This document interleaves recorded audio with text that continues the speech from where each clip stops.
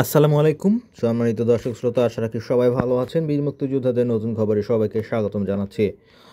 বাংলাদেশের স্বাধীনতার রূপকার বীর মুক্তিযোদ্ধাদের সর্বোচ্চ রাষ্ট্রীয় সম্মাননা, মর্যাদা এবং প্রাপ্য সকল সুবিধা দ্রুত, স্বচ্ছ এবং ত্রুটিমুক্তভাবে নিশ্চিত করার লক্ষ্যে তাদের জন্য বিশেষ সুবিধাযুক্ত স্মার্ট জাতীয় পরিচয়পত্র বা এনআইডি, স্বতন্ত্র স্মার্ট আইডি কার্ড চালুকরণের একটি গুরুত্বপূর্ণ প্রস্তাব উপস্থাপন করা হচ্ছে, যেখানে লাল সবুজের স্বতন্ত্র নকশা, বীর মুক্তিযোদ্ধা উপাধি চিপ বা কিউআর কোডে মুক্তিবার্তা ও গেজেট নম্বর সংরক্ষণ এবং হাসপাতাল, ব্যাংক, পরিবহন এবং সরকারি অফিসে স্ক্যানিংয়ের মাধ্যমে স্বয়ংক্রিয় অগ্রাধিকার সুবিধা নিশ্চিত করার ব্যবস্থা থাকবে।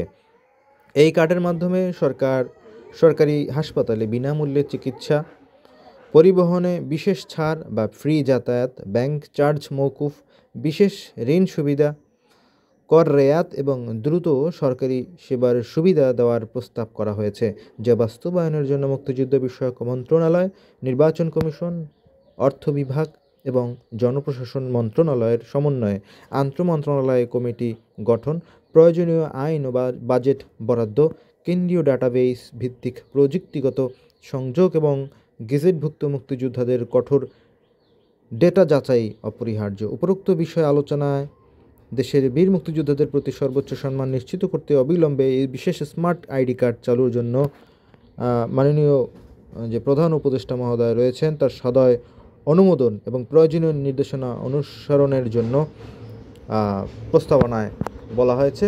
তার পক্ষে লিখেছেন একজন বীর মুক্তিযোদ্ধার সন্তান। তা আমরা আশা করব এই প্রস্তাবটি অবিলম্বে বর্তমান উপদেষ্টা পরিষদ গ্রহণ করবেন এবং বীর মুক্তিযোদ্ধাদের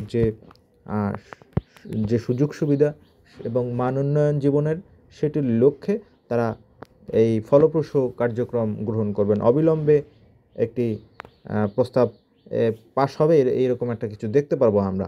তো সবাইকে ধন্যবাদ। আসসালামু আলাইকুম রহমতুল্লাহ।